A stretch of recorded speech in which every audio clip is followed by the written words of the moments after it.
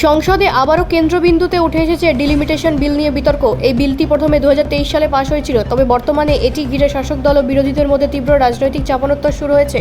সরকার দাবি করেছে ডিলিমিটেশন একটি সাংবিধানিক প্রক্রিয়া, যার মাধ্যমে সুষ্ঠু প্রতিনিধিত্ব নিশ্চিত করা হয়। অন্যদিকে কংগ্রেস এবং তাদের জোটসঙ্গীরা এই ইস্যুতে সংসদের ভিতরে নিজেদের বড় রাজনৈতিক সাফল্যের দাবি করেছে। বিরোধীদের অভিযোগ, ইতিমধ্যেই পাশ হওয়া একটি বিলকে সামনে রেখে শাসক দল নতুন করে রাজনৈতিক ইস্যু তৈরি করতে চাইছে, বিশেষ করে আসন্ন পশ্চিমবঙ্গ বিধানসভা নির্বাচনের আগে জনমত প্রভাবিত করার লক্ষ্যে। যদিও শাসক দলের বক্তব্য, জনসংখ্যার ভিত্তিতে প্রতিনিধিত্বের ভারসাম্য বজায় রাখা এবং গণতান্ত্রিক প্রক্রিয়াকে আরও শক্তিশালী করতেই উদ্যোগ, তবে স্পষ্ট এই বিতর্ক এখন শুধুমাত্র প্রশাসনিক বিষয়ে সীমাবদ্ধ নেই। এটি পরিণত হয়েছে এক বড় রাজনৈতিক লড়াইয়ে।